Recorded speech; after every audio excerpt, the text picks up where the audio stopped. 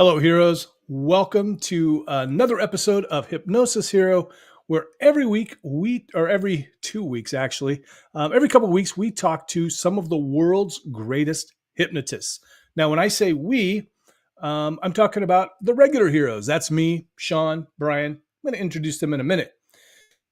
When I say the world's greatest hypnotists, I mean truly the world's greatest hypnotists, hypnotherapists, stage hypnotists, even people that are in different professions that are using hypnosis for some really cool stuff, which is our guest tonight, which I'm going to tell you about more in just a moment. If you're watching, please give us a like, give us a love, share, please share. That helps us get found. We do have we've got a brand new prize for tonight. If you've watched before, you know that every episode lately, we've been giving away some merch from the Jim Kellner store. And soon, hopefully, we'll have some stuff from Shawn and Brian as well. But for right now, we just got Jim stuff. Tonight, we are giving away. Are you ready for this? It's gorgeous. It's beautiful. Hold on. Control copy. No, I don't need to do that. What am I doing? Okay, hold on. Seriously, every time I feel like it's the first time I've done this. I have to do share screen. Here we go, share screen. Now, the way you're going to get this prize, you're going to be watching, you're going to be listening at the end of the episode. We're going to do a lottery, and the lottery will be chosen by those folks that share the hashtag in the chat, Hypnosis Hero. That's all you got to do. You just got to, it's great if you'll actually have a regular comment. So if you want to ask our guest something or make a comment, that's fantastic. But if you just want to put hashtag Hypnosis Hero, that will work. And then we will we'll draw you, and you're going to get this fabulous. Hold on, I don't know why I can't scroll down. There it is. Here it comes. Oh, you can't see it very well. Let me see if I can make you see it well. Anyway, it's Shawn's going to share the link. He's probably already shared it. It's a beautiful stainless steel water bottle with "Damn, I'm Pretty" on it, of course. You know, the mantra, the affirmation, the words that. Remember, it's not just a funny slogan. It actually can make you feel better about yourself. Helped me when I was not doing so well in life.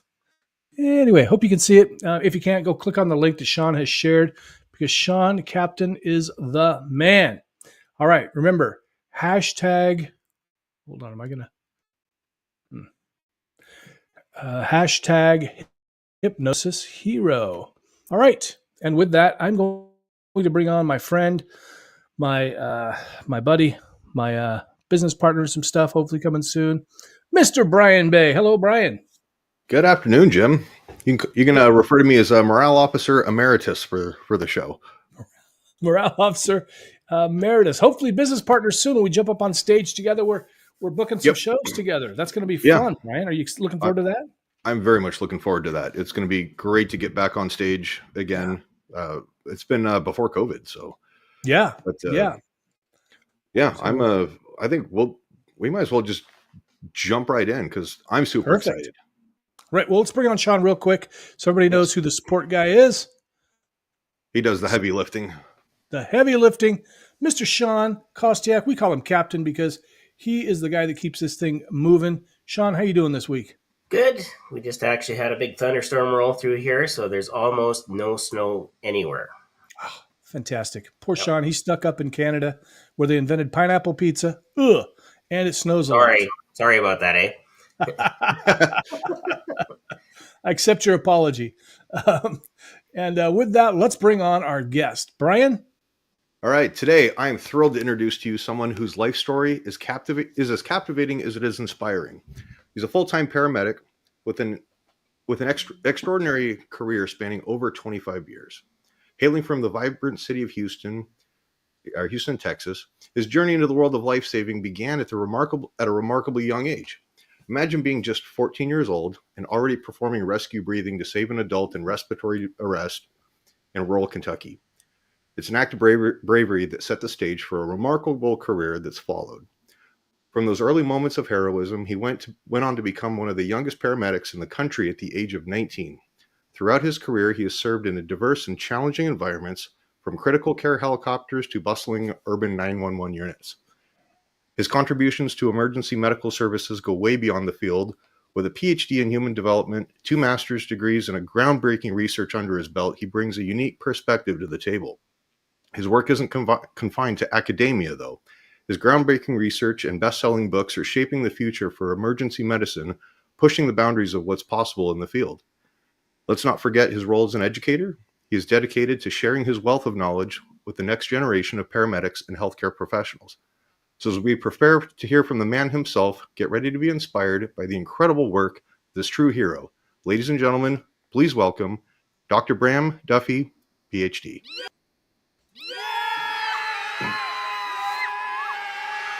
Woohoo!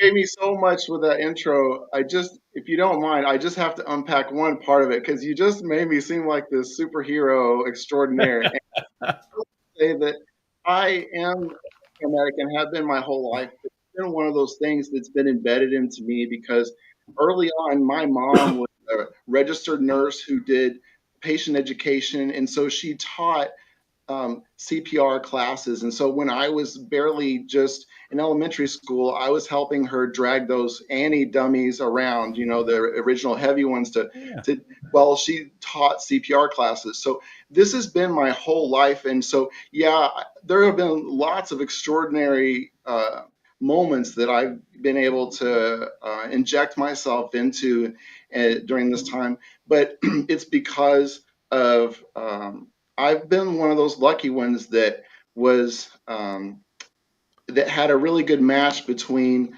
the way I was raised and my life passions all sort of were able to match up. So yeah, I got to do a lot of stuff really young, but even at that age, it was not a big deal to me. It was just like the correct thing to do at the time, and it wasn't even a stress moment actually because it was one of those things that, I guess I'm my mother's son. So, but thank you so much for the intro. No, it's my pleasure. I mean, you talk about, oh, you made me out to be this like super awesome guy, and I'm like, dude, to a lot of people in this world, like you're their guardian angel and you're their hero. So, you're doing great work for people and places, and we couldn't be more proud to have you on the show. Well, thank you. And the reason that I'm here and that I do the kinds of things that I do, it's because I don't think that we do it good enough.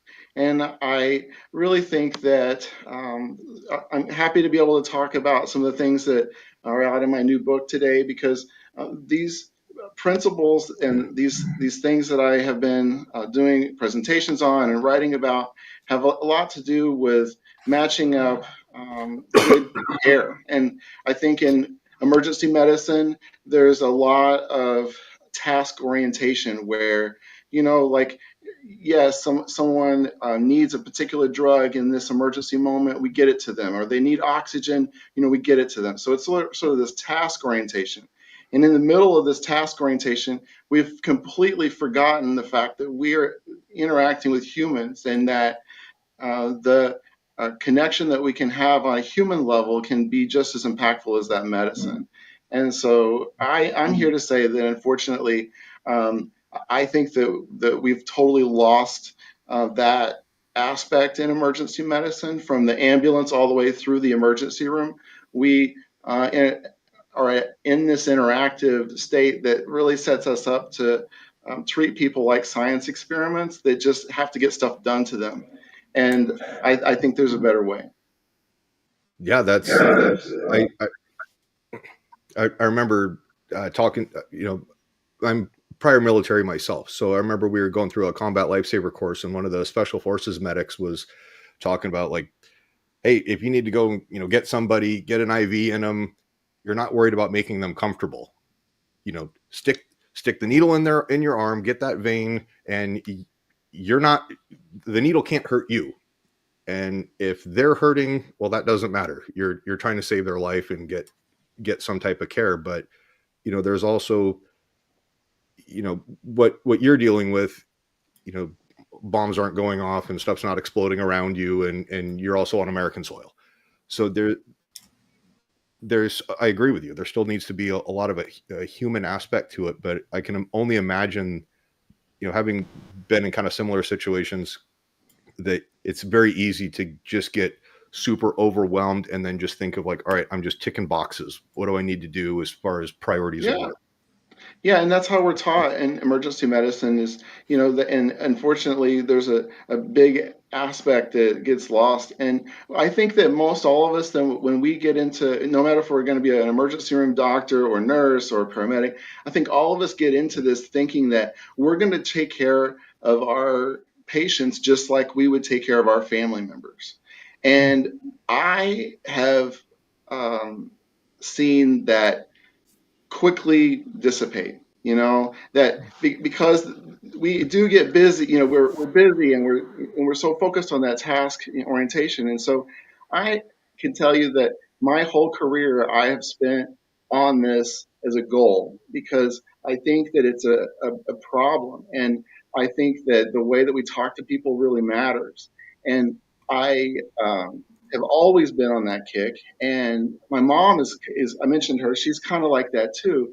And the thing that hurt me the most in all this and it was right before I was working on this book, my mom got into a car wreck in Atlanta, and I'm in Houston, and it just killed me, my soul to think about the rough negative interaction that these paramedics, might be taking with my elderly mother, and it just really bothers me because I know that they're there to do a job, but at the same time, I am in one to say that I think that there's a better way. And to start with, I think that we could have training on communication. It's just not there. It's not in any curriculum that I can find, other than to say provide supporting words. And you know, I when I started, I took before even taking an EMT class, I took a lifeguard class, and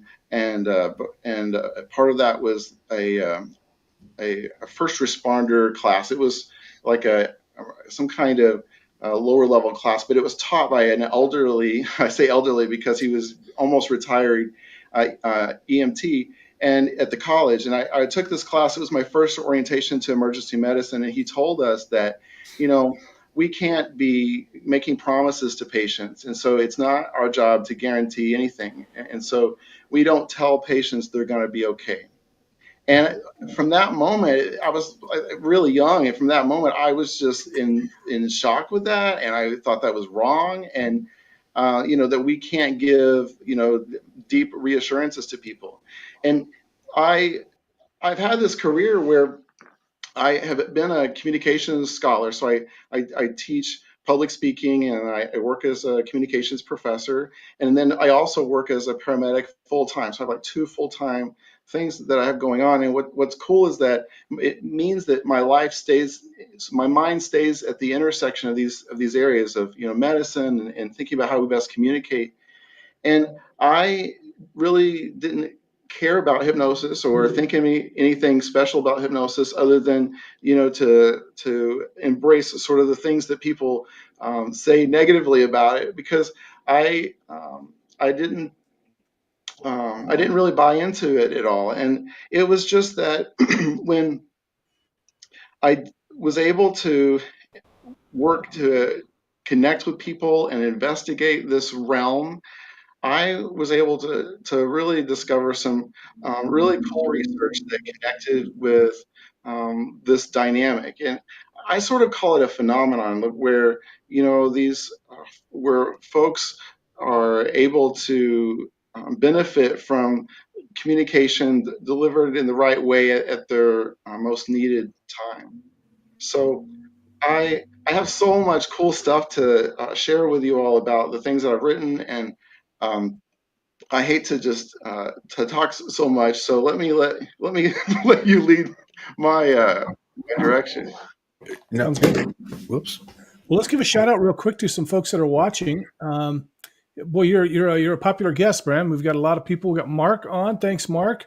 Becca is here. Good to hear. Just let everybody know. Like we typically do some hypnosis at the end. The guests, can join in. Sometimes Bram today is going to be doing something kind of unique. He's going to be kind of. I'm probably going to screw this up. He's going to be kind of talking through how he would handle things in an emergency situation, and then the regular heroes, and maybe Bram will jump into, we're going to do a short hypnosis session to help you to stay calm in stressful situations like that, so you can actually help someone. We got Scott King watching. Thanks, Scott. So Bram, you've got Becca tuning in all the way from the United Kingdom. United Kingdom. So it's right. Well past midnight there. So, a lot of people excited to see you, but kind of touching base back to what you were talking about before. It was like, car accidents, sometimes you just have to grab them like a sack of potatoes, scoop them and roll, get them to a trauma center, quickly. But you also, and then, so in those types of times, the tact and diplomacy, it's like, look, pass on information because we got to jam. But usually those are the patients that are probably, shock has set in and they may not be fully conscious, or they're just in a lot of pain. They're like, I don't care what you tell me. Just all they need to know is we're going to somewhere that you're getting help. But what are some of the most common things that you see in kind of your day-to-day stuff? So imagine this happens to you or one of your family members, that you're suffering from a life-threatening thing, right? Like you're having difficulty breathing, or you're having something that's of an emergency nature. The interaction that you would want to happen to you would be just like you would want to see normally on television, right? Positive, supportive. But what happens is that, unfortunately, there's a lot of, rough, aggressive questioning. These when paramedics come into that 911 moment, they're pretty much, I would say that they're at their most extreme level of stress when they are, coming in to meet their patient. And because of that, really paramedics are taught to figure out, what's making somebody die, and let's fix that, what's making them die problem immediately. And that's totally understandable. But I think you touched on the rough communication. I imagine that there's a lot of loud noises, freeway stuff, or whatever is going on, sirens, where it may think like, on the surface, it's like, why are these people yelling? And it's like, no, we're speaking at a volume high enough that everyone can hear. And then there's a bunch of, cross communication that's going on. Yeah. And it's like, something that I think is a big enough deal about that. I wrote a research article that was published last year in the Journal of Social Science and Medicine about this moment that happens to paramedics, that I'm claiming that between the time their alarm goes off, like their emergency alarm, and the time they get to their patient and kind of figure out what's wrong with them, I call it for our listeners, you're talking about like the alarm, like you're at a firehouse, you're a paramedic on a fire crew. Yeah. Okay, bell goes off, you go down the pole. Yeah, so from that time until they get to their patient and make sure they're not dying, or make sure they don't need that intervention, or at least figure out kind of what's going on with that patient, I am claiming that that's really the most stressful moment for the paramedic. And it's because, paramedics are taught how to master the art of life-saving and CPR, and those things are really secondhand to us. And for the average person to hear that, it might be of a shock, but we're pretty good at the actual tasks of what to do, how to do it. And it's the stress part is a lot about the pre-planning in our mind and getting there quickly, and managing the situation, and getting the equipment to the patient, and all of those things, because there's a lot of unknown in our mind about what could be wrong. So you can imagine that extreme amount of stress that the paramedic has now, of racing to get to you, lights and sirens, climbing upstairs with heavy bags to get to you. And then finally in this moment, they're saying, okay, what's wrong with you? It's really a lot of stress. And so they, our patients can get some, fast, aggressive questioning because of that. And I say that, there are some ways to just make that so much better. And it starts with just the rapport building. And I was being precepted one time as a paramedic in a high volume 911 system in Houston, and I had two preceptors that were watching me because I was new to the agency. And so one was a nurse and the other one was a paramedic instructor. So these are like respected people, and so they were watching me interact with my patient, and do stuff like start IVs and make sure I could do the job. And so the thing that I got criticized for in an extreme kind of way was how I introduced myself to my patient, and it really set the tone for me to understand that that's not the kind of place that I want to work. When those are supposedly the most respected people there that are going to precept me, and I can't be positively interacting with my patient, because I'm here to tell you that I introduce myself to my patients almost the same way every time, by saying, "Hi, I'm Bram. I'm the paramedic here to help you. Tell me your name." These are the kinds of things I start with, and the the alternative is to treat someone like they're not human, and I'm not okay with that, because what I found was that by just starting the communication off with positive interaction, rapport building, letting the person have a sense of security that there's someone there to help them, those things actually set themselves up for a dynamic that makes that patient very, very susceptible to being in a hypnotic trance. And so I talk about this a lot, because my theory that is based on an original 1976 study by Eric Wright, who did what's called the Kansas experiment that I write about in my book. He really set the sails on this to think about how fear, that someone can have so much fear in a moment of time that they are snapped into a hypnotic trance without any need for induction. So, Mhm. I'm saying that a lot of times we as paramedics are walking into situations where this patient has got, the fear has come, they have extreme fear.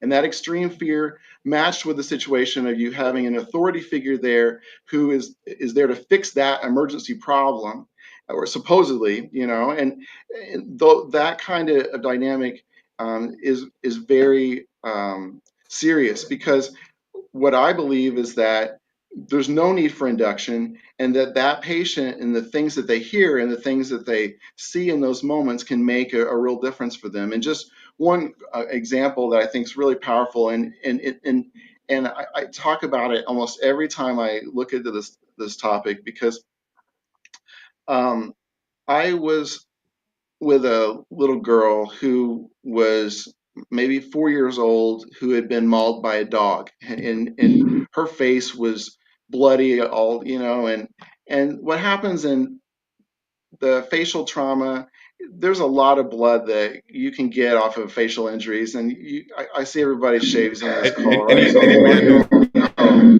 yeah, so I knew by looking at her that she was not going to die, but I also knew that that we had to take care of her, and it was kind of extreme, and she was going to need plastic surgery. But the thing is that in that moment, how we talk to that little girl could very easily make the difference in, is that girl going to grow up to have a dog at home when she's grown up, Mhm. or is she going to be afraid for the rest of her life? And thinking about dogs especially is a big deal to me, because I was raised on a fox farm. I've always had dogs my whole life. I have dogs, now, and I, have a special. I mean, that's my thing. And to imagine that someone would go through a traumatic experience that would be, that would set themselves up to not enjoy the love of a dog, it touched Yeah. me, and it's true. And so, I am working to talk to paramedics about how they can talk to patients and interact with patients in these moments, and to recognize the fact that the patients that are already in this state, and so you might as well take advantage of it. And so some of the things that we talk about in our book are about protecting the patient and what they hear, because Oh, some definitely. stupid person in the distance can say something crazy that could make the patient think that you're talking about them, and they're not. Or the loud noise could scare a person instead of soothe them. Or there's a lot of people that get hyped up around these emergency moments, and they say things that they wouldn't normally say. Like they might walk by and say, "Oh my God, they look horrible. Is that one dead?" I mean, that's Oh yeah. crazy to me, but they might hear something like that. So we like to protect our patients from that kind of communication, and at the same time work to build a rapport with them so that our words, as in that moment, can help guide them towards healing, whether that be reduce pain or to help with reduce anxiety. There's lowering blood pressure. There's a lot of benefits that can happen with um, helping someone. Every one of my patients that's worried about how they are asks what their blood pressure is, and I think it's funny because honestly, I don't think any of my patients usually know if it's a good number or not. Yeah. And so I think a lot of it has to do with how I present that number to them, and it's not just that. It's not just that number, but it's all the stuff that's happening around them to help them get to a better place. I want to mention that I totally ran from all of this. So in my PhD program, there was a professor who studied this intensely because he was a hypnotherapist and he also was an EMT. And so now he is a nearly retiring professor, and he was a professor in my PhD program, but not didn't teach any of the classes that I were connected with. And I sort of ran from him, and I ran from his ideas because I thought that all of this hypnosis stuff was really kooky, right? And the thing is that the more I ran from it, it just kept making more and more sense. And I really appreciate him because he co-authored this book that we put out last year together, and we were able to write about this from multiple perspectives that came into one. And because him as a psychologist and a hypnotherapist, and as a retired EMT, and now as a professor, and then myself as a professor and someone who studies um, uh, conflict and stress type communication and health communication. These all things came together, especially with my practice as a paramedic. Because I'm 25 years in. Most people don't make it as a paramedic past 3 to maybe 4 years because of what it does to someone mentally and physically. And I Yeah. was I've had ready a for this, and that's why I'm still here. But the book that we were able to write together, it's called Hypnotic Communication in Emergency Medical Settings for Life-Saving and Therapeutic Outcomes. It was with myself and Four Arrows, and the the running away that I did from this idea just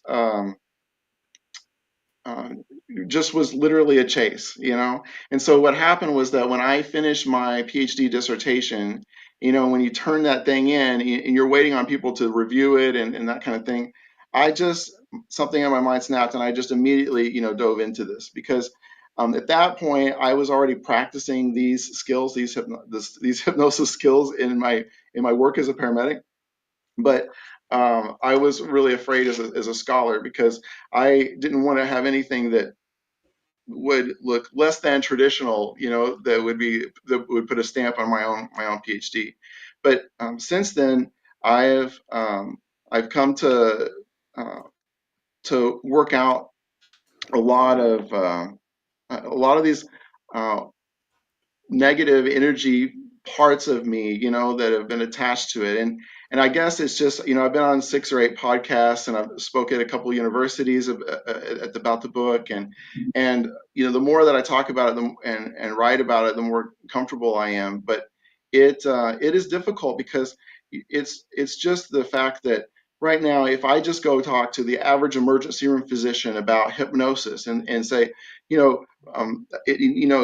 and connect hypnosis with emergency medicine, they turn their nose up, they scoff, that this is not something that is mainstream or respected, and so I think that it's and that makes this a hard hill for me to climb, and I'm doing it with these presentations and with my book, but I think it's something that we can't avoid, and it's really kind of cool because, like I mentioned, paramedics are walking into situations where the patient is already hypnotized, and so now that we've figured that out, now that we know that, I think that it's how can we not try to take to benefit from that, and Well, it was through my studies, I was able to look at all these different ways that people looked at hypnosis, and all the way through brain scans and PET scans to see that hypnosis is actually something that happens in a physical way to the brain, not just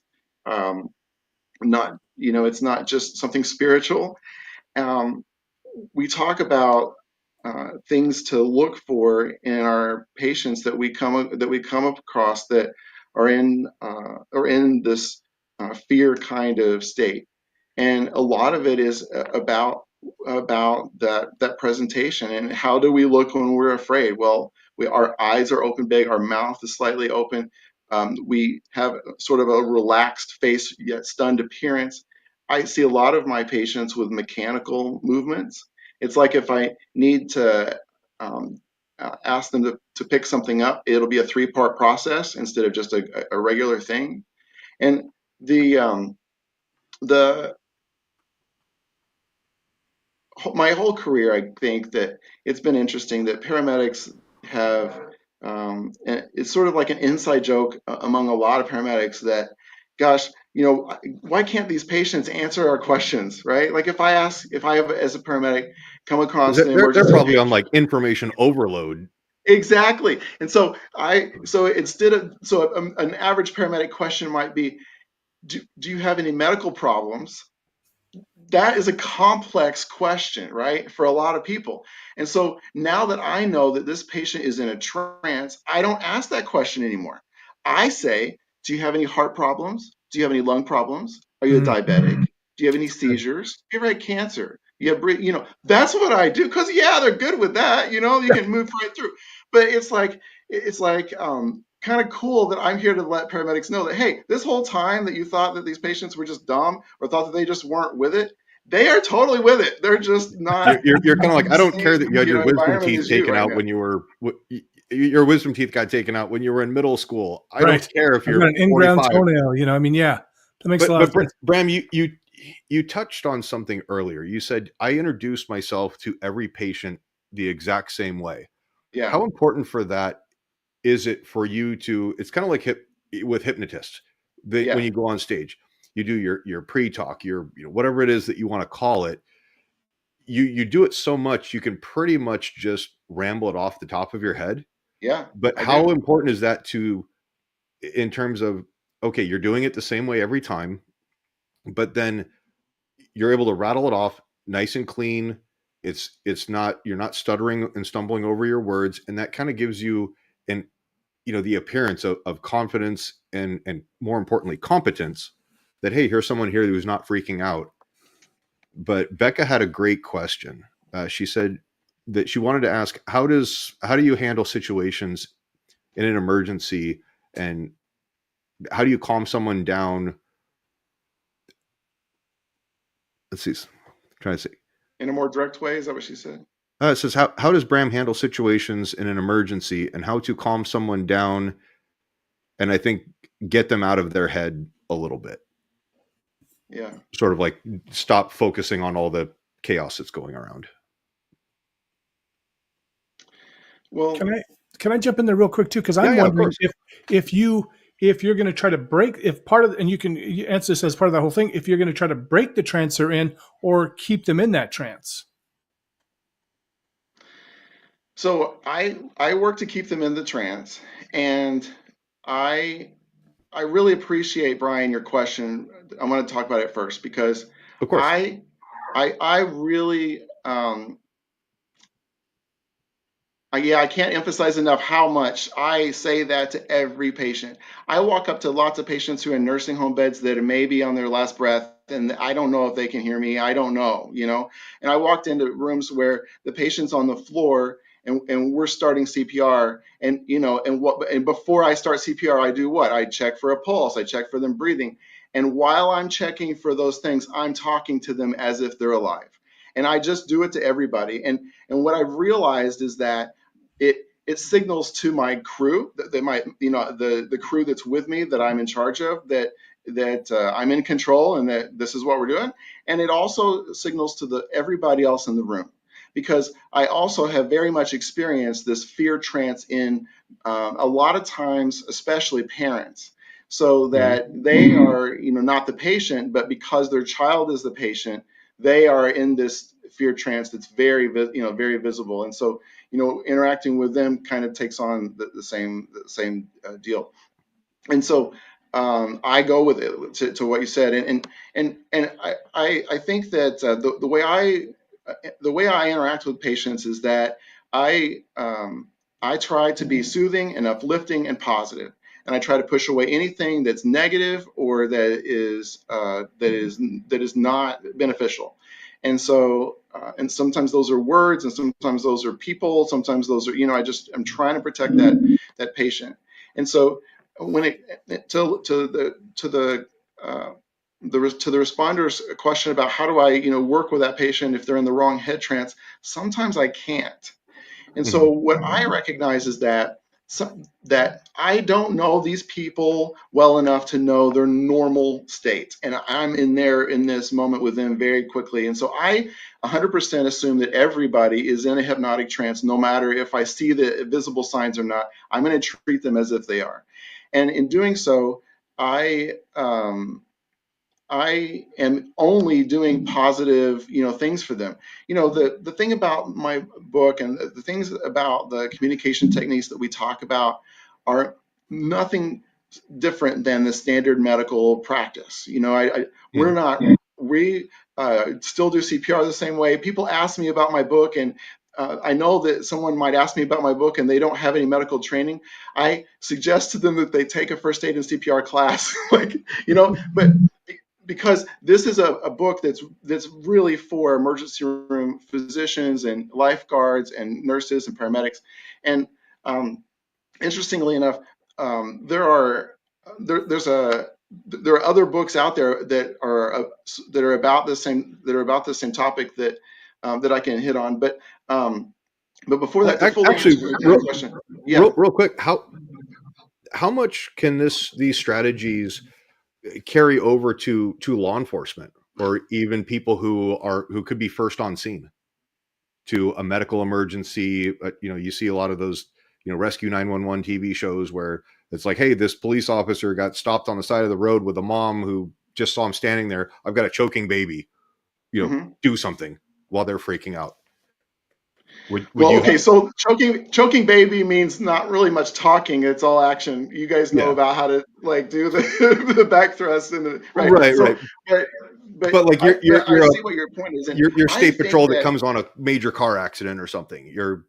I'm an advocate of. So this kind of opens a different paradigm to mention. Sure. I am a believer that the police officers in the United States are very, very much undertrained. And just to kind of mention this, to become an emergency medical technician, to be an EMT, it is only a 1-semester college class.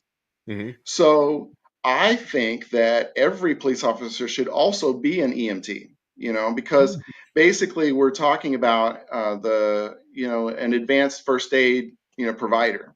So that's my 2 cents about that. So yes, of course, I think the police should benefit from that. But I also just want to take that one step further and say that I'm sort of embarrassed about the police training in our country in general. And I think that, yes, I think they should all be EMTs. I think they should all be at least, 20% firefighters. I think they should be 20% psychologists. I think they should, Yeah, exactly. but this is all part of, what the kick that I'm on for how do we treat people and how do we make these situations better. No, that's awesome. I mean, go ahead, Jim. I just want to jump in here real quick because you said something interesting that you're a little bit afraid that people aren't going to take you seriously when you talk about Yeah. hypnosis. And even though, like you just talked about, we have just scores. I mean, really hundreds of research studies that prove the efficacy that something is happening during hypnosis. And and I'm just wondering, and this is why I love that you're doing this, because you're credentialed, you've got a PhD, plus you're an EMT, so you're out of that. You're not primarily in the profession. You're still talking about hypnosis. Is there something that you think that we could do as the hypnosis community to get people to understand that it's not what they think it is? It's really hard because I feel like that um, you know, I take away some of the mysticism that happens with your show, you Sure. know? Yeah, So absolutely. it's sort of Yeah, hard because, right. that's what's happening, here. And because, so it's a really hard thing to answer because I don't want that for, hypnosis. I don't want that for hypnosis either. I appreciate it for all of what it can offer people, including the entertainment value. But it's just that, um, Well, Bram, you could say stop doing shows, Jim. That would help. And admittedly, well, I think here's the thing. I think it would help. That could be I feel like problematic for if our partnership, Jim.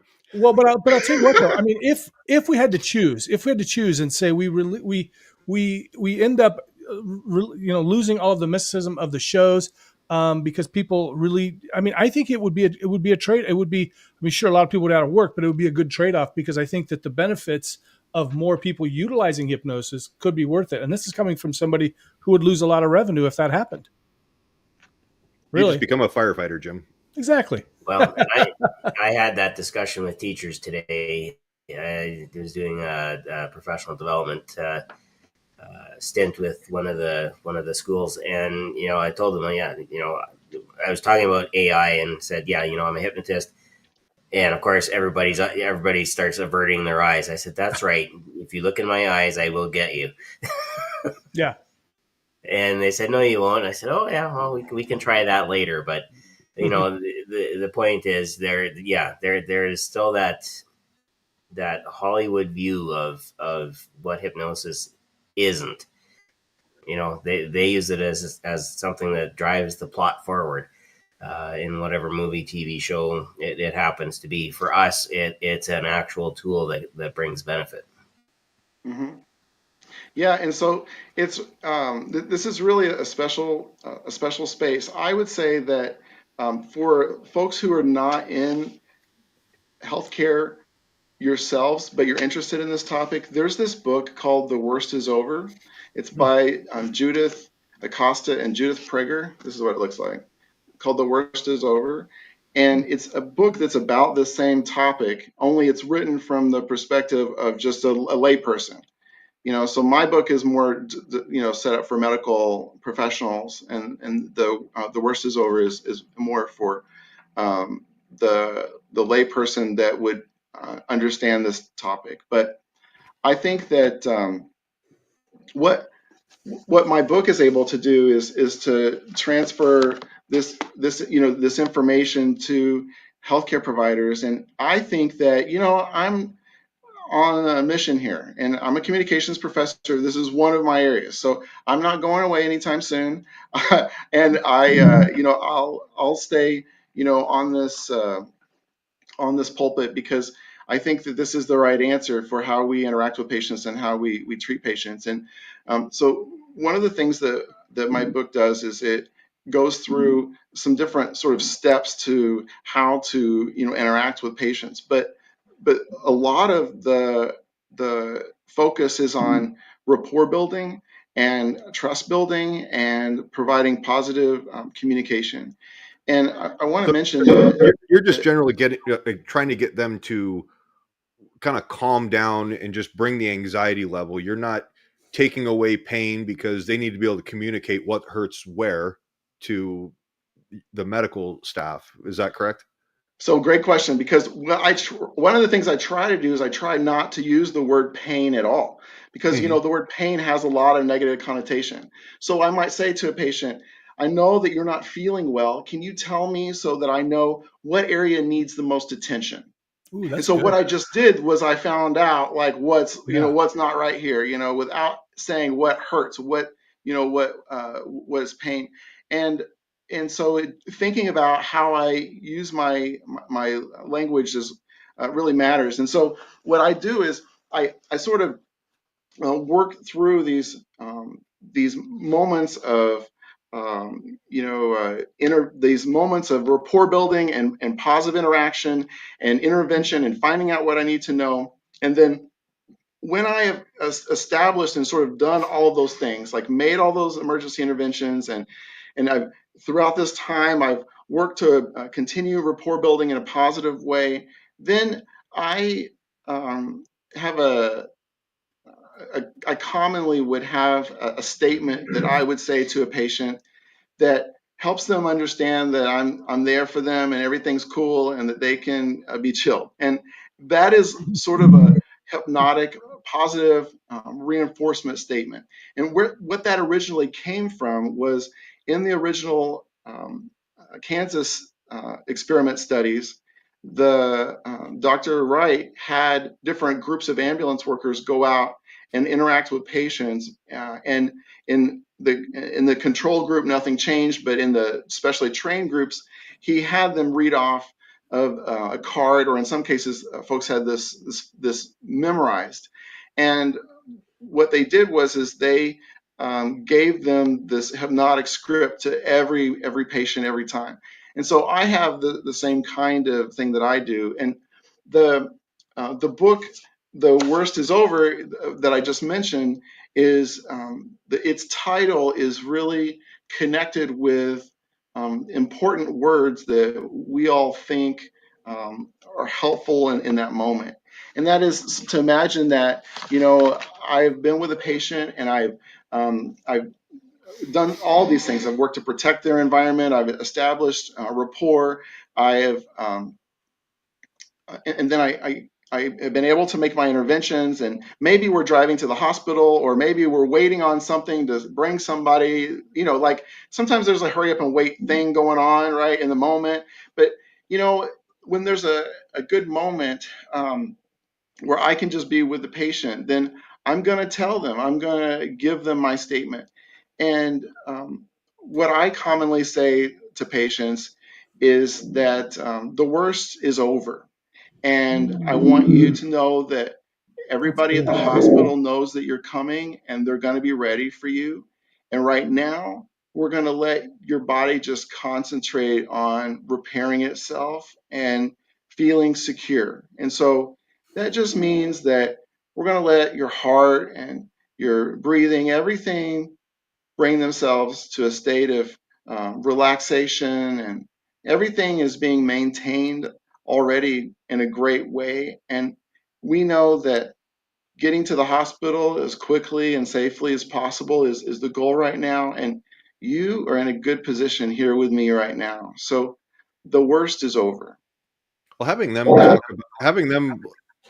hey, you're relax and focus on your Yeah. body healing. I imagine that's got to make them feel like, okay, I'm contributing. I'm part of the team, Yeah. Yeah. and And so in now that they're moment, it's invested. like, imagine that you getting a positive statement like that, or something positive, in that moment, instead of all this other calamity that they could be faced with. And I promise that any of the other calamity is going to be negative. And so Yeah. it's sort of like, during these moments, things happen really fast. And, like I said, as we're getting information and making interventions, that patient's still going to be mentally involved with us the whole time. And so it's sort of like when I get to a pause, they're also going to be at the same pause I'm in. We're in the same space. And so that's a really good time to deliver that message. And what I do is I always frame it with those two words. I say the worst is over. And then I go into their specifics and then help them know that I'm there for them and everything is as good as it can be. And in almost every case, it really is as good as it can be by the time I'm able to give them, that reassurance statement. And so it's sort of like this process where, they are in a trance when I arrive, and so bam, it's time for me to protect them develop that rapport so I can help them get these interventions done, so I can give them this reassuring statement. And then after that reassuring statement, then we're in pretty much an open territory for being able to deliver other hypnotic messages so that the patient could benefit from other things. So if we want to talk to them about relaxing their breathing, or if we want to talk about how to improve their discomfort or pain, right, would be the bad word for it. Right. That would be the time to do that. So where I don't have an induction that I do, but I actually wait until far into my interaction with the patient before I would be delivering, what I would claim to be, traditional hypnotic kinds of commands. And so, and it's because even though they're in that hypnotic state, originally they have not been able to have that connection. I'm sorry, they're in that trance initially. They're not able to make, that connection with me, to trust me, to, let them lead. And I think that I just have to say this, because I think that everyone in the audience is probably connected to hypnosis in some kind of way. But I just want to mention that there is nothing that we do that takes command over someone else's mind, right? So in these situations where I make hypnotic suggestions, it is just to help them feel better, and it is not something that I have the ability to do command over someone. Through the research that I was able to do for the book, and really deep into this topic, I think that our government even has done some unethical studies to try to make hypnosis be this power over someone, or this type of. You're talking about like the MK Ultra, Exactly that, yeah.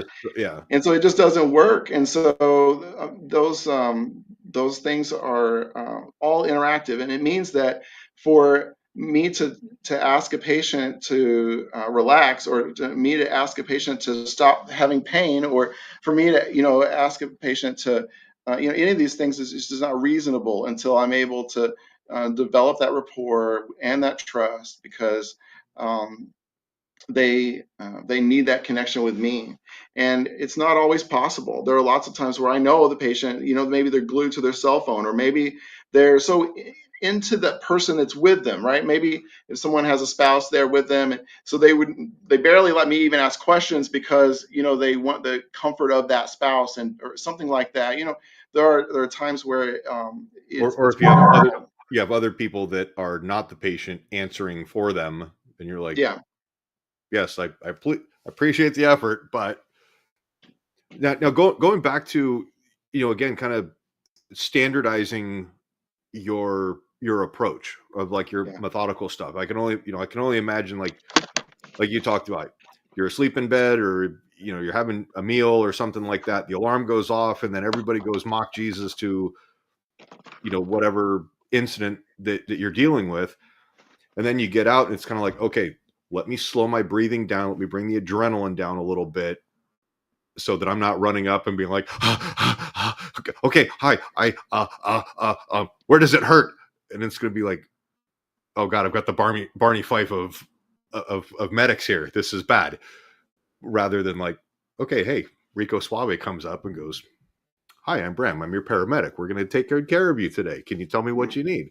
I think that does a lot just for, the responders, just to take that strategy. And if they did that for themselves, it would be amazing. So, funny story.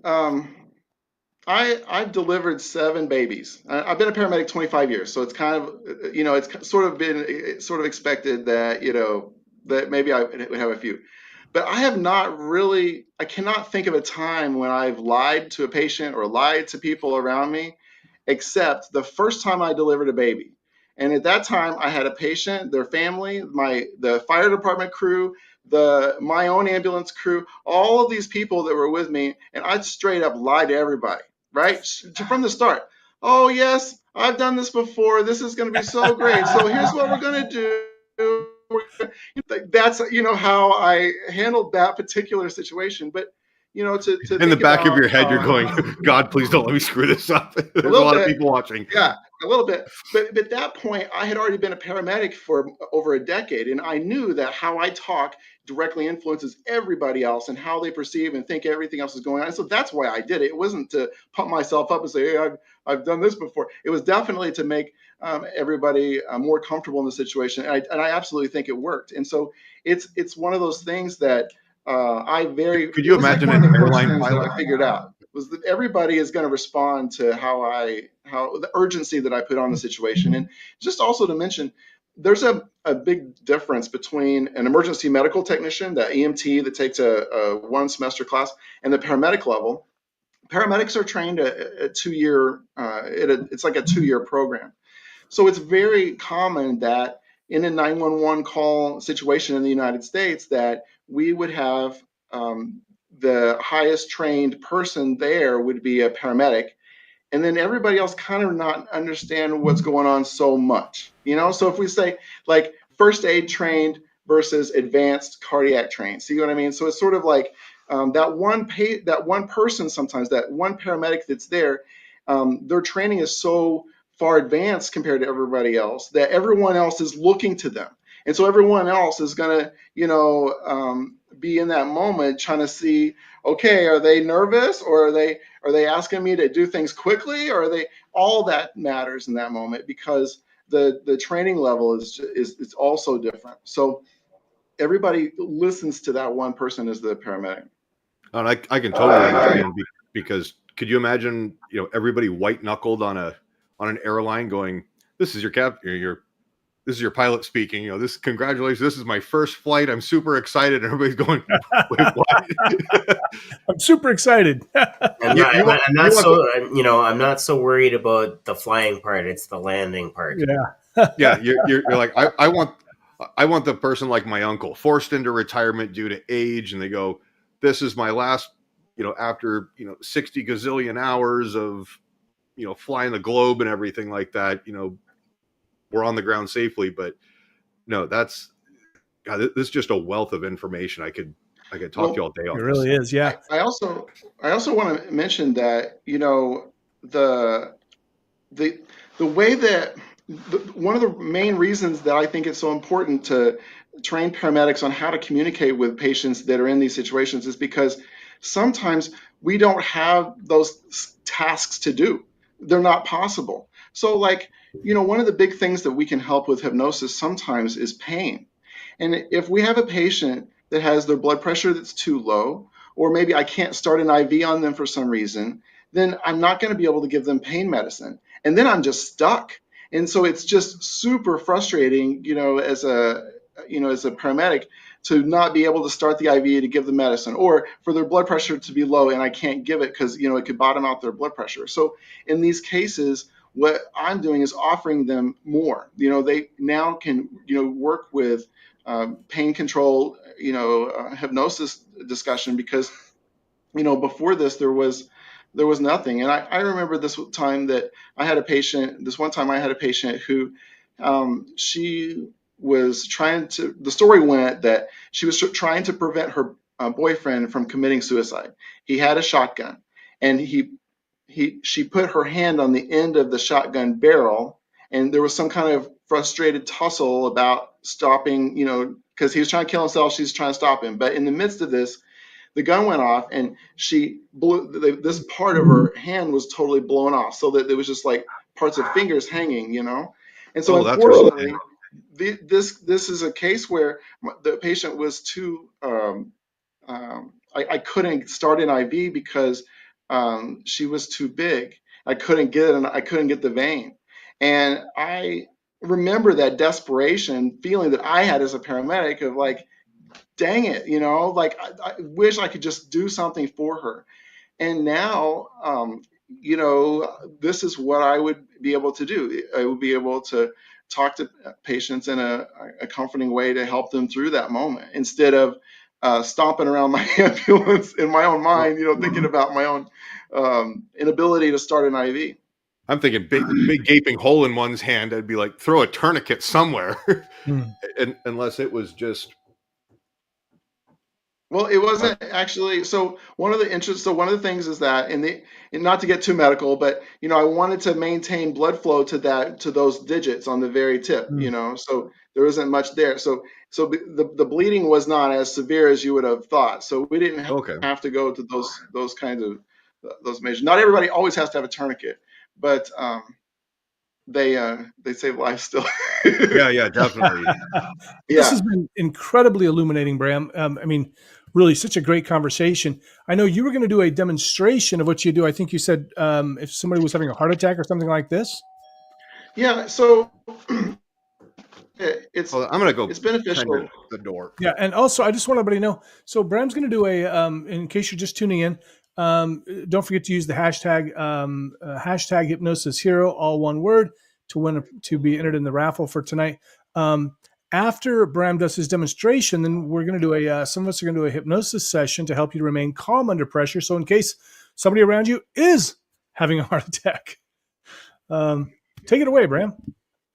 Well, so far I've talked about how it's important for the paramedic and in the training that I do and in what I'm advocating for in my book is I talk about how paramedics are best benefiting their patients by establishing rapport with them first, and then after that rapport building happens, we are able to give them a reassurance kind of statement that lets them know that we're there to take care of them. And one of those key things to mention were the words "the worst is over," and The then worst is over. Love that. the after that, as I had mentioned, it sort of opens us up now to a time where we've done the things necessary. We know the patient is in the hypnotic trance. We have done the rapport building, and we've maintained positive communication, and we've given them reassuring statements. And so now it's time, to help them and with some commands, so to speak. And so the chest pain patients are um, really common. And one of the things that I like to talk to my chest pain patients about when I have them is about helping them relax and helping them kind of deal with everything that is happening in that moment. And so you guys probably may know that chest pain patients get oxygen on their face and then a whole bunch of electrodes all over their chest, and they get IVs in their arms, right? So by the time the chest pain patient is like going to hear me talk to them, they're going to have all this crap on them, right? So what I like to do with those kinds of patients, and in a reassuring way to help them through this moments, is I like to talk to them about what's there with them, and I do it with other patients too. Like if it's an asthma patient, it might be what's in the room or what. But specifically, these people have all this stuff on their chest. It's nice to be able to talk about it from that perspective because I know that that's uh, the moment that they're living it through, and so I might say something like, these heart monitor electrodes that we put all over your chest are super sticky. And I know that we have all these wires here that are helping us look at your heart. So I want you to know that everything's looking good. And so right now, let's work together to relax. And to do that, I want you to imagine with me all of these stickers that are stuck to you are connected to balloons. Mm. Like balloons with different colors that are pulling on these electrodes. Can you close your eyes with me? Let's just do this because I want you to see them with you, in your mind, just like me. Can you tell me what colors you see? Maybe a blue one? Yeah, that color. So I mentioned the color. So Yeah. I want you to think about these because it's going to help us relax together. So each one of these has some pressure in it, and this pressure is going to help you with the pressure that you're feeling on your chest. This pressure that we're going to lift up and away from you because those stickers are stuck to the cords, they're stuck to balloons that are going to work to just lift away. I've got this oxygen that you have on your face is helping your heart, and the medicine that I gave you is doing the same thing, helping your heart, and all of this is helping in a positive way. So your chest feels light, and this discomfort pushes away as the balloons are moving up. Can you see them? Imagine that going up to the sky. you know, what we believe is that people, I'm not saying this to a patient now, but what we believe is that people who are able to visualize things are much more adaptable to, these hypnosis techniques. And so it's important to imagine that I'm in the patient's shoes and what is it that they're dealing with in that moment from their eyes, and then also connect that to what's going to help them heal. And the most up till now, I think most of the intense research that's been done on hypnosis and medicine has really been done in pain control in burn centers. There's a whole bunch of research in that area, and a lot of it is because patients have to go through these horribly painful debriding processes, and it's just not reasonable um, to make a drug addict out of everybody that's a burn patient, because that's what would happen if we didn't have other ways like hypnosis to help them through those. So it's not just burns, and it's not just pain like that and anxiety. It's also physical parts of the body we feel benefit from this. And so the way that I talk to patients about stopping their bleeding, I think that also, as strange as it sounds, also helps. And so as I'm talking to them about the bleeding that is going to stop, I might talk to them at one moment about how it's good that they're bleeding because that blood that's coming out is flushing out the dirt that's coming from the wound, and it's helping us right now. And so now that we're able to use your blood for good, now we can go ahead and stop the bleeding together. And and so as I bandage up their wound, I mean, these are all healing techniques that I have seen also have physical reactions. So I'm not saying that I'm a wizard or anything, but there are lots of times when these techniques help people in an absolute physical way, and absolutely do stop bleeding, and I don't have an explanation for that other than to say that I am suggesting that the patient do what we need them to do physically, right? And and connecting that. And it's sort of like being on the same team with the patient, and then imagine the difference of being a patient who feels like someone that it's almost like you're in an alien world and you've been abducted and people are treating you like a science experiment, that kind of world, as opposed to, talking to them in a team kind of approach to get them there.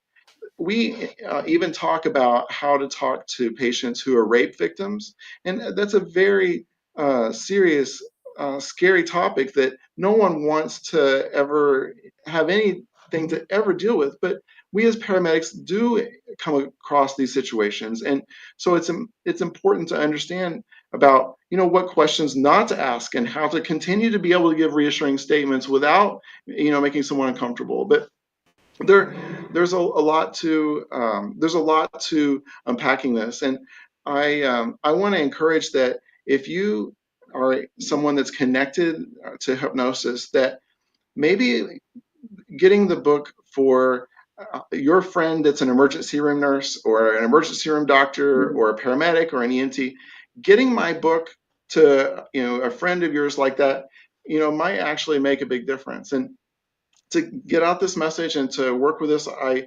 don't have it developed yet, but I'm working on a training program that I'm developing, and as I mentioned, I am giving talks that I've done at EMS conferences and universities and podcasts, and so the topic is highly specialized, but I think that it's something that expands hypnosis in a way that's really exciting because none of these folks who interact with patients who are in a trance know it.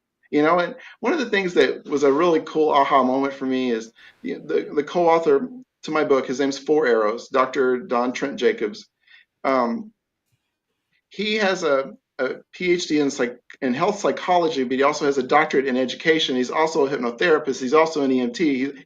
So very, very versed person. And I was having a conversation with him one time when we were doing planning and talking about our book, and I said, this is out of the blue. I said, so you were a hypnotherapist, so you see people all the time who are in a hypnotic trance that you put them into because you induce them into a hypnotic trance. So you saw those patients and what they looked like and how their demeanor was and how they were. And then you went on the ambulance and you were able to pick out the same characteristics. And that's how you figured out that these patients that you were interacting with on an emergency basis were also in the same, kind of trance. And he said, yes. And I was like, dang it. Because this is the kind of thing that it takes sometimes for big leaps and bounds to be made in society, right? It took Yeah. somebody like Dr. Don Trent Jacobs, who happened to have, these highly specialized areas in life that rarely cross, Right. and they crossed under his umbrella to make this a go. And I'm really thankful to him and to the research that's been done, back since 1976 on this topic. That's really fantastic. And that's such a great point. I mean, where in the world are those kind of careers going to intersect? Right. And I mean, what a great kind of a coincidence that all came together for him to kind of discover that. So I think so cool. too. And that's like one of the things that just makes me really, really excited to be able to work with him because he, is just one of those really special people. So he and I have got to spend a lot of time together. So after I finished with school and, through the book publication time, to help me learn a lot. And it's really strange because I'm in this place where I am an expert on this very small part of hypnosis, but Mm-hmm. I watch people that do this for a career and I am in awe all the time because I think that there's just so much to hypnosis. And one of the things that I guess is really evident to me is that we mentioned before that there are research studies out there that show that hypnosis works on medical stuff. But I have to say that there are just as many research studies that show that it doesn't work, right? And so what I think is that we're dealing with human elements, and the human behavior, when you look at psychology studies at all, Yeah. it's difficult to get the Oh, so same different.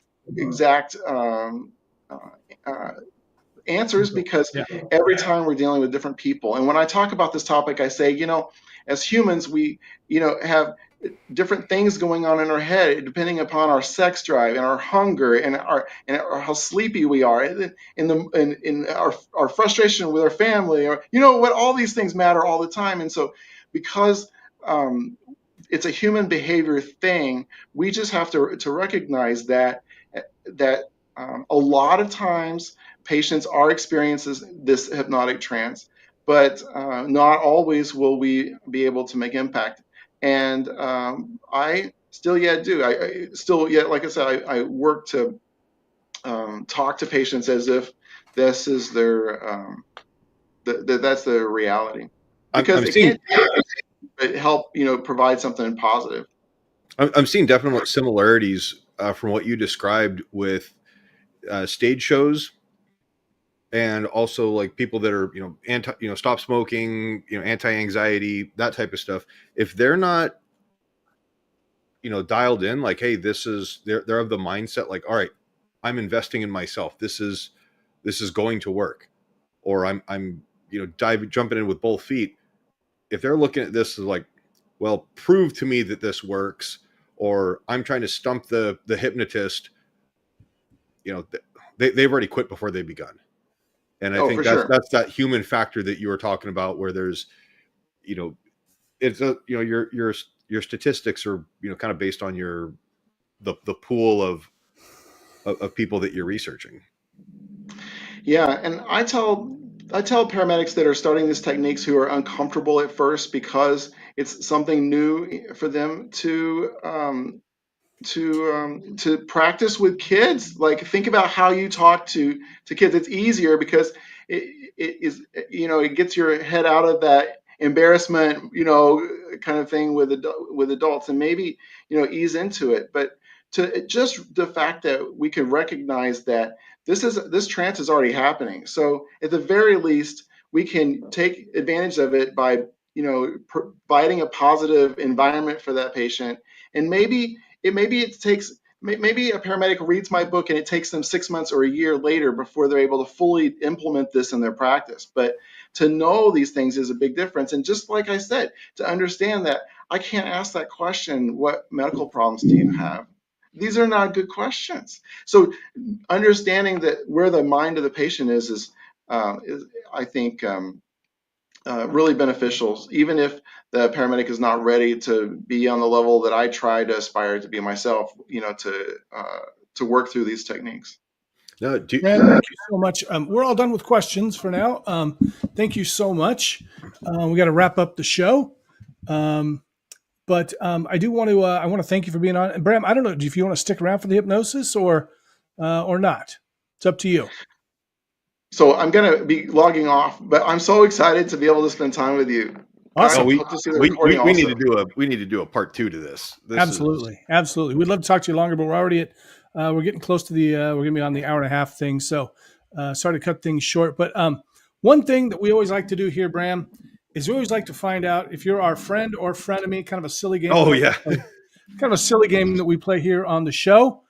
Silly to some people. Question. It's dead serious to all of us, Bram.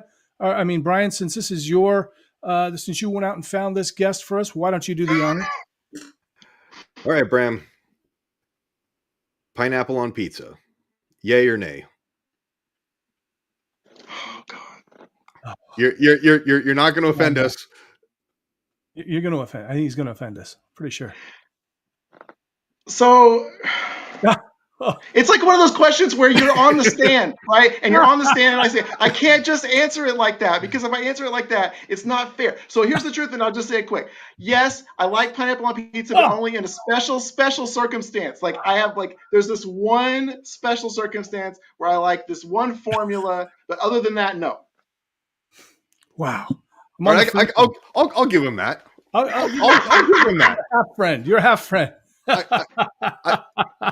Because there are some things where I'm like, okay, one thing nails it, and then everything else, it's just like, no, it can't compare. It's just garbage. All right. Well, I think everybody does that. What's it like that? Pineapple and ham? Is that what they do, or something like that? Or yeah, that's the Hawaiian pizza. No, I think that's horrible. Yeah. Oh, okay, good. Well, we got that's that horrible. part, but right? I have my own little thing. Like I have my own situation, like special formula that I like it. But I'm kind of curious about that formula. Can you share that formula, or is it top secret? So you know how it's like I like to do the mix of flavors. So I take the pepperoncini peppers plus the pepperoni plus the onion and then the pineapple, because then you mix the flavors with the spicy pepperoncini peppers and the sweetness of the pineapple. Okay. I think that plays. I'm willing to give him that, Jim. Ron's a nice and guy. I am anti-Hawaiian pizza. I'm completely offended by all pineapple on pizza, but I'm going to give him a pass. He's a nice guy. You've actually got Becca going, who first said, no, it should be never at all. Then she says, actually, I do sort of get what you mean, though. It's so funny. Yeah, I'm kind of like, all right, there's some substance to that, rather than just, we're going to mix ham and call it Hawaiian. It's like, no. I think there's some hypnosis going on here. That's what Bram's doing. That's what it is. Bram, we got to have you off for a second one. Sometime. Are you got a new book going to be? You're going to write another book? What's going on for you? Actually, I'm doing a research study right now that's for my next book, and it's about conflict that happens between paramedics and their managers. Because you can imagine, I've talked about now this intense interaction that happens between paramedics and patients. My next book is about those same kinds of things that happen between paramedics and their managers, because they're all dealing with intense moments. So that's what I'm up to next. And in general, I teach and I work in the topics of health communication. I can't wait to hear about this research study. So let us know when that's done, and we and maybe the new book, and we'll definitely want you back on again. Thanks, Bram. Yeah, I'm definitely going to connect with you, and we'll make a round 2 happen. But Bram, just like you, I'm going to have to go and materialize to another part of town. So again, thank you so much for joining us this evening. It's been an You're absolute awesome. pleasure. Thanks, guys. So, all right, everybody, I'm out of here. Bram, Stay see free. you, Brian. Have a great evening. All right. So, Shawn, looks like it's you and me, buddy. Well, it wouldn't be the first time. Ready to do some hypnosis for these people?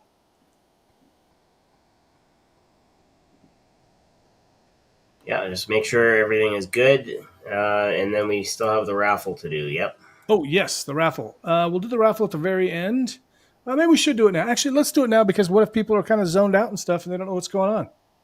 Good point, Shawn. Okay, so one last chance to get your hashtag Hypnosis Hero in. If you go hashtag Hypnosis Hero, you can win more than once at this time, but at some point we'll probably have to cut that off. Hashtag Hypnosis Hero, you're going to win the fabulous stainless steel Damn I'm Pretty water bottle. Get ready. Here we go. Put that in there. My hashtag.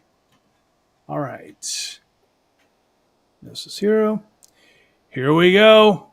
1, 2, 3. It'll probably be me. Yep. Yep. Okay, we'll try again. Woohoo! Right. Get ready. Oh, and I want to let you know, if you're not watching right now, I will try to track you down. So if we're Facebook friends, I'll try to find you.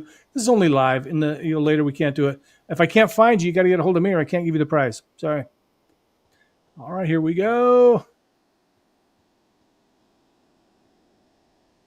Scott King. Scott King is our winner tonight. I will be contacting him shortly to let him know about his fabulous prize, and we'll get that over to him. Thanks, everybody. We're going to start the hypnosis right now. So this hypnosis is going to be for staying calm in an emergency. You've just seen the way that Bram talks, how he does that when. Sorry, get rid of the raffle thing here. I don't need to. Okay, so now we're gonna, if you're in a situation, so somebody's got some chest pain, you come up on an auto accident. I've come up on an auto accident before, and that was kind of scary and stuff.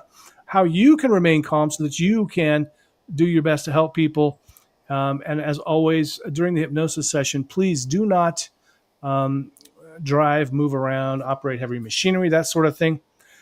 For this one, I want to install an anchor for you. So Shawn and I are going to work on doing an anchor. And an anchor is something where it's going to help to remind you basically to remain calm. And so the way an anchor works is, and we can use them for anything. I've got some anchors to make me feel energized, that kind of a thing. So what happens, and I'll give you a great example. The most used example is a song. You hear a song playing, and that reminds you of some time in your life from before, some event.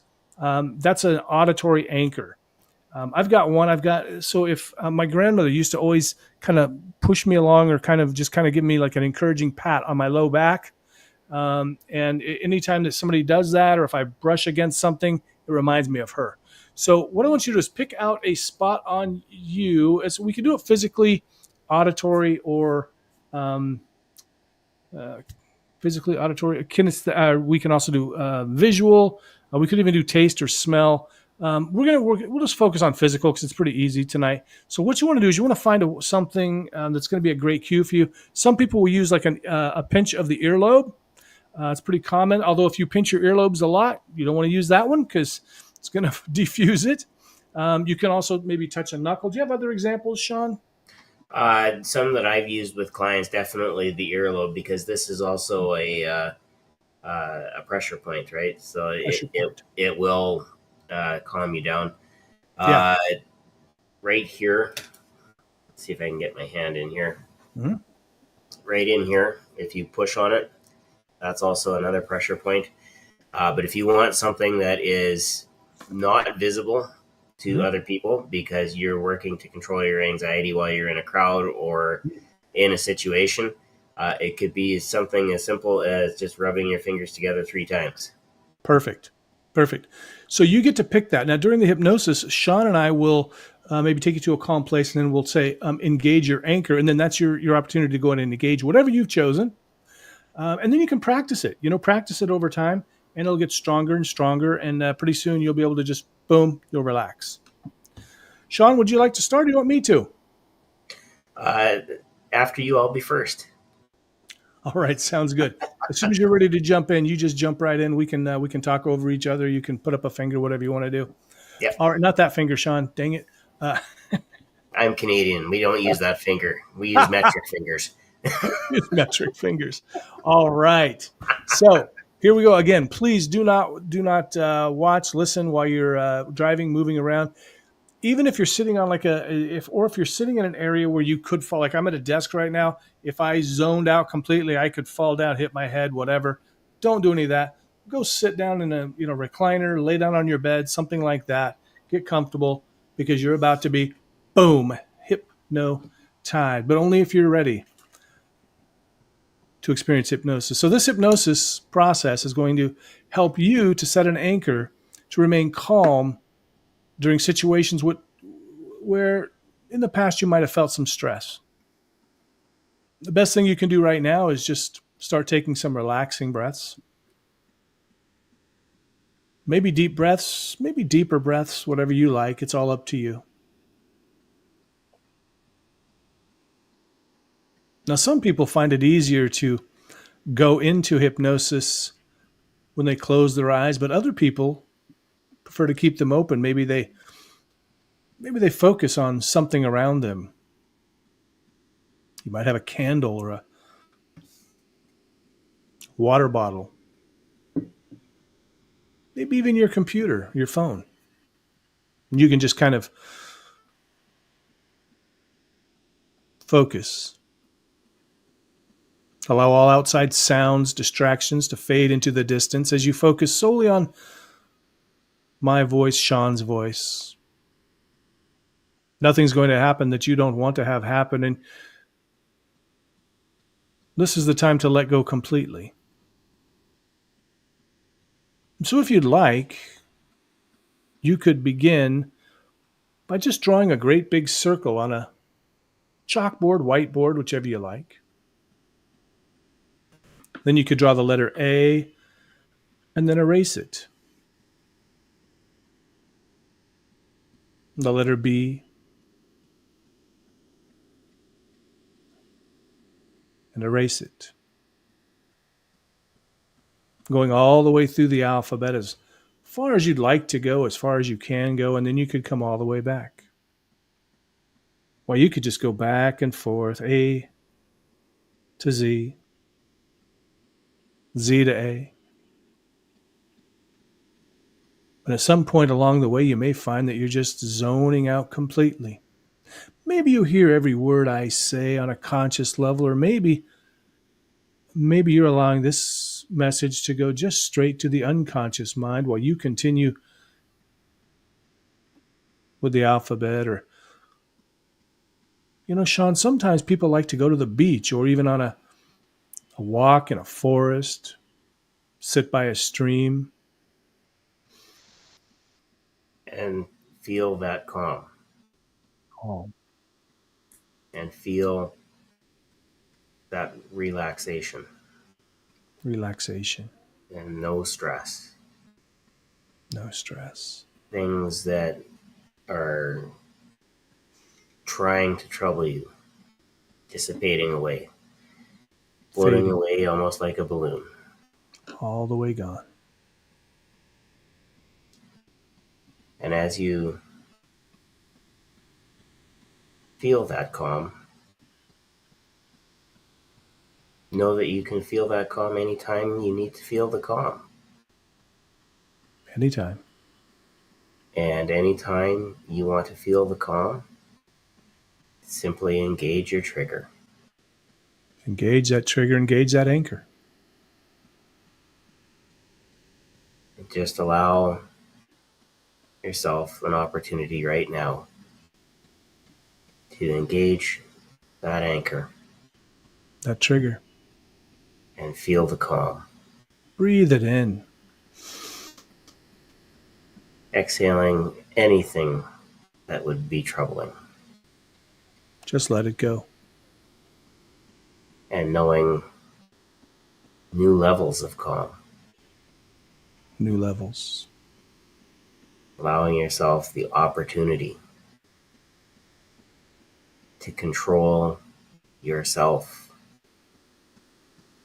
through situations. So that you can help those around you to remain calm. And as you remain calm and you help people, just allow that calm to spread. And this level of calm that you're beginning to feel, perhaps you've already felt it on a very deep level, you're finding now that you can use it in any situation that may have caused you any kind of troubling feelings in the past. You can simply engage that trigger, that anchor, and just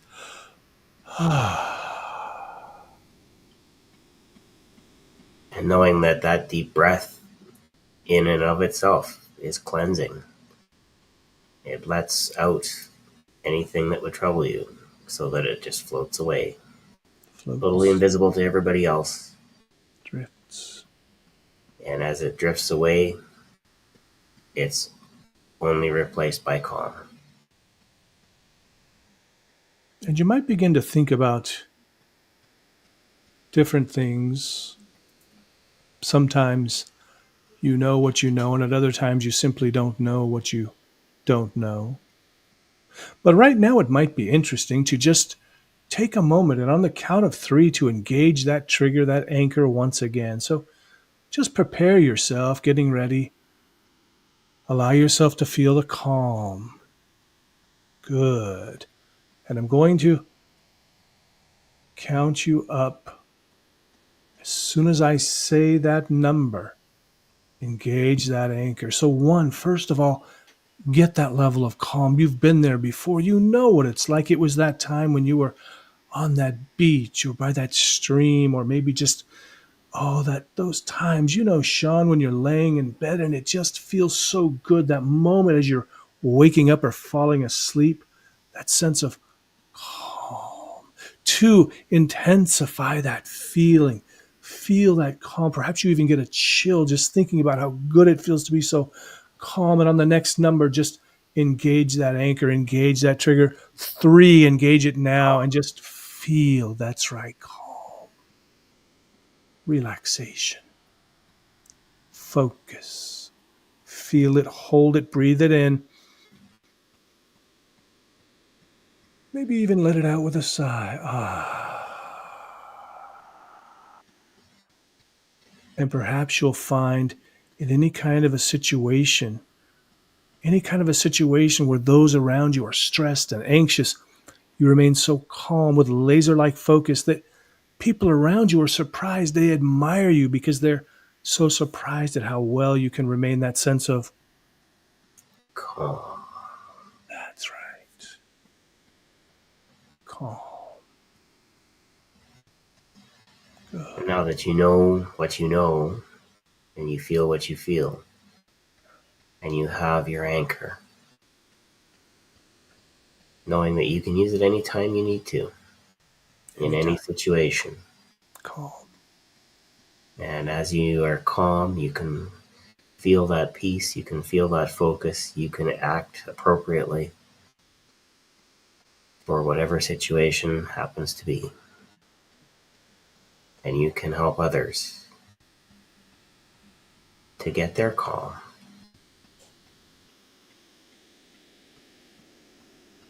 As you continue relaxing, listening to both my voice and Jim's voice, knowing that that anchor in and of itself is anchored.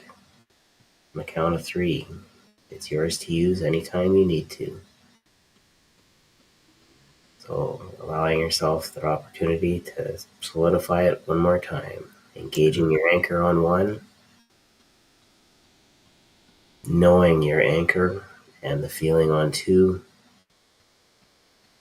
and on 3, feeling the calm. relaxation. It feels so good to just relax, to just let go. Peace and Peace. focus. Focus. That's right. It feels so good to relax, to just breathe.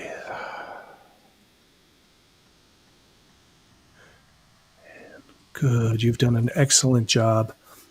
You now have that powerful tool which can help you and help all of those around you, because the more calm you remain, the calmer those around you will be. And so in a moment, Shawn and I are going to count you up from 1 to 5. And on the moment we say the number 5, you'll find that you can either drift deeply into sleep or relaxation, or if it's more appropriate to be awake now, you can just open those eyes on the count of 5, feeling rested, relaxed, and calm. Starting with the number 1. And moving up to number 2, taking in a deep cleansing breath. 3, finding that the more difficult the situation, the more challenging the person you're dealing with, the more calm you feel. And 4, knowing what you know and ready to use it anytime you need to. And now 5, either drifting into a deep state of sleep or relaxation, or eyes gently opening when you're ready, feeling rested, refreshed, and so calm.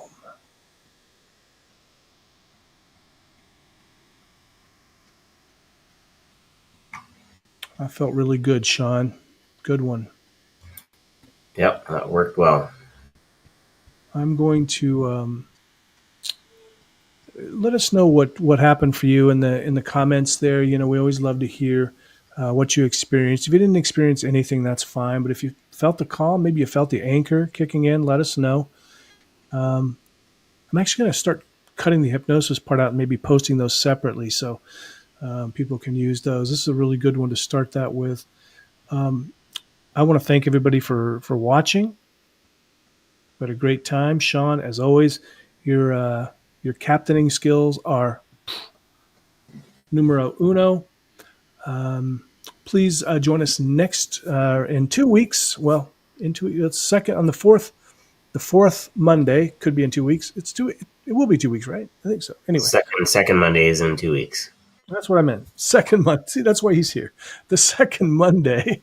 Now let me go check to make sure. So join us on the second Monday of May. Maybe actually in 3 weeks. Well, it's 3 weeks. Okay, see, it's these 5-week months and stuff that screw us up. So it's about 3 weeks from now. Anyway, it'll be the second Monday of May. We're going to have our good friend Richard Cole on. Richard Cole is a stage hypnotist. I think he also does some hypnotherapy. Is that right, Shawn? Do you know? I believe so, yep. Yeah, does a little bit of hypnotherapy. Monday, May 13th. Okay, Monday, May 13th. Z Shepherd says they feel great. That's fantastic. Jeff Bennick says some Monday. Jeff, we got to get you on the show sometime. I know it's a weird time for you over there in the Netherlands there, but we'll get you on when it's convenient for you. I guess you're watching now, so I guess you can do it. Anyway, we're going to have Richard Cole on. He's a stage hypnotist, fantastic guy. He also coaches stage hypnotists. He was a presenter. He's been the presenter for the last 2 years at the Performing Hypnosis Summit. He's going to be one this coming year as well, which is in January 2025. As always, we sincerely appreciate you watching. Becca says that she's super drifty, about to sleep, but just want to say that was so good. Love the whispers too. All right, good. We're doing some ASMR now. So we're going to cover all the bases. We can whisper all day if we, as long as our voice doesn't give out. That's right. We'll do it. We'll jump on the ASMR. Is that still a thing? I don't even know if it's still a thing now. I see it every so often through TikTok. There's a couple of people that do it, but it seems to have dropped off a little bit. Boy, it was just a huge thing there for a while. Anyway, we really love having you guys watch, listen. Next episode we'll have a new piece of merch. Go check out the shop, JimKellnerHypnotist.com. Shop now is where you'll find that. Also got some great offerings And also, I need to remind people of this. I'm going to be teaching stage hypnosis and hypnotherapy coming up end of May, first part of June. More information about that will be coming soon.